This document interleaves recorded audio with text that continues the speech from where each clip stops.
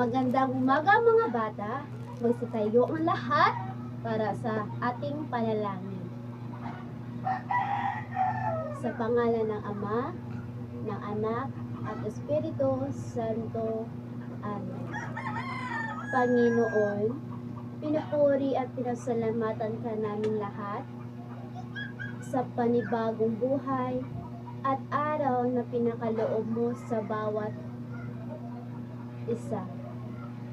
Sa araw po na ito, bigyan niyo po kami ng katalinuhan at pag-unawa sa bawat talakayin namin ngayon.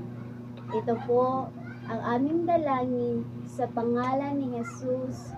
Amen. Sa pangalan ng Ama at Anak at Espiritu Santo. Amen. Bago ako magsimula sa ating talakayin ngayon, may alintuntunin tayo sa silid-aralan natin.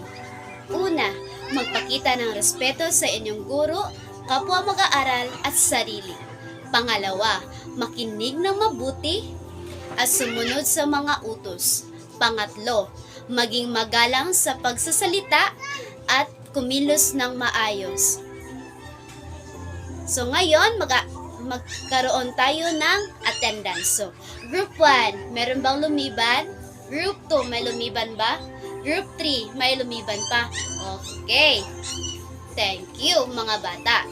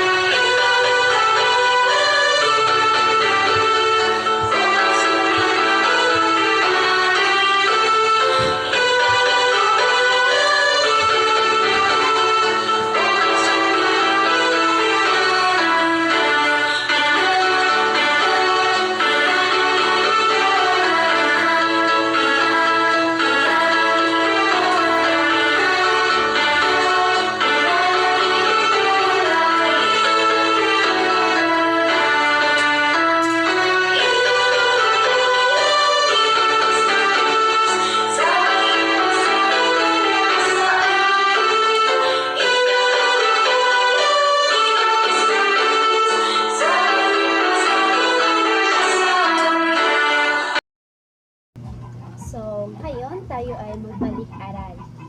So, ano-ano ang panghalip na panao? Magbigay kayo ng isang pangungusap na gamit ang panghalip na panao. So, ang panghalip na panao mula sa salitang tao, kaya't nagpapahiwatig na para sa tao. Pang-tao ay nakilala sa Ingles bilang personal pronoun. So, ito ay panghalili sa pangalan ng tao. So, ngayon, ang layunin natin sa pagkatapos ng araling ito, ang mga mag-aaral ay inasahang magagamit ang panghalip bilang pamalit sa pangalan. Ito, iyan, iyon, niyon, niyan, o mga panghalip na pamatlik na ipakikita ang pamaraan sa pamagitan ng paghalili nito sa ngalan ng tao, bagay, at mga pangyayari. Makagawa ng mga pangungusap gamit ang panghalip bilang pamalit sa pangalan. So, ngayon, may hinahanda akong word puzzle sa pizarra.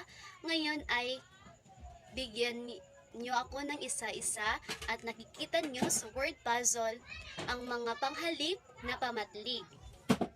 So, ngayon, kayong lahat, mga bata, ay gawin nyo ang gawain na aking ibibigay sa inyo.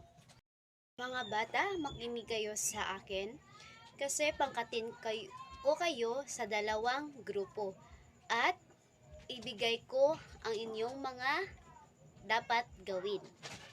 So, mga bata, ito na yung gawin na aking ibibigay sa inyo. Dapat nyo lang salungguhitan ang panghalip na pamatlig na bumuo sa pangungusap.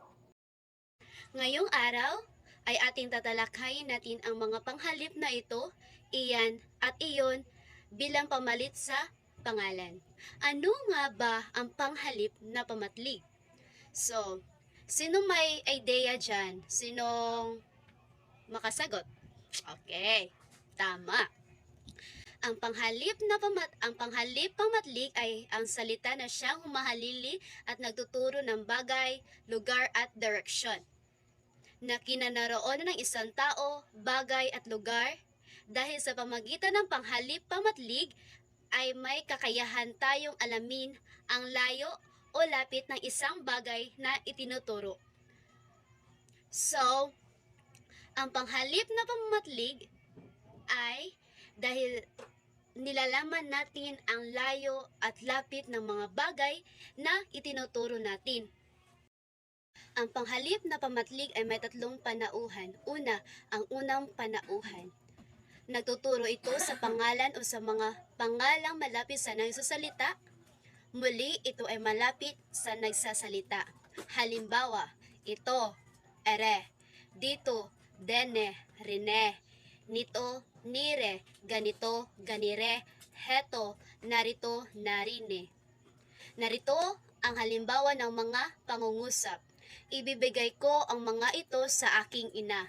Ang panghalip na pamatlig sa pangusap na ito ay tinutukoy nito ang bulaklak. Ang itinuturong bagay ay malapit sa nagsasalita. Ikalawang panauhan. Nagtuturo ito sa pangalan o sa mga pangalang malapit sa kausap. Muli, ito ay malapit sa kausap. Halimbawa, iyan, diyan, riyan, niyan, ganyan, hayan, nariyan.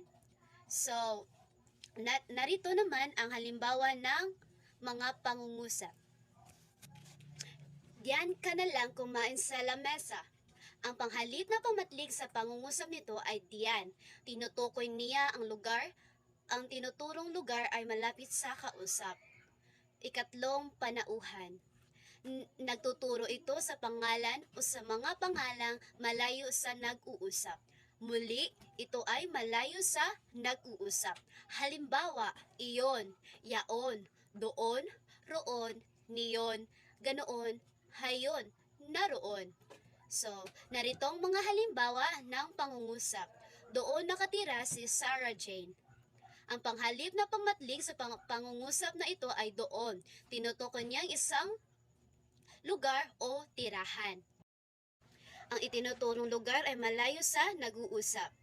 So ngayon mga bata, sagutan niyo ito at bigyan ko lang kayo ng 10 minuto para sagutan ito.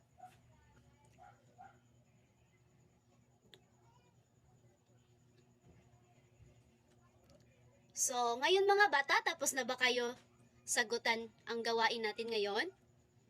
Okay. So, ngayon, may ibibigay ako ng takdang aralin sa inyong lahat. Gamitin ang tamang panghalip na pamatlig upang mabuo ang pangungusap. Ngayong araw na ito mga bata ay tayo ay tapos na sa ating aralin na ito.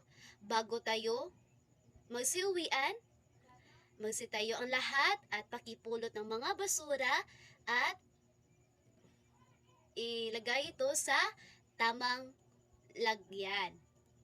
So, magsitayo ang lahat, mga bata, tayo ay manalangin bago tayo umuwi sa ating bahay.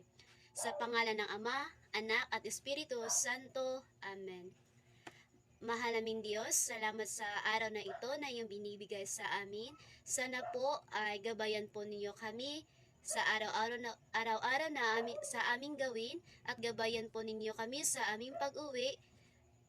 Ito po ang aming dinadalangin. Jesus, Amen. Sa pangalan ng Ama, Anak at Espiritu Santo. Amen. Paalam mga bata! Bye-bye!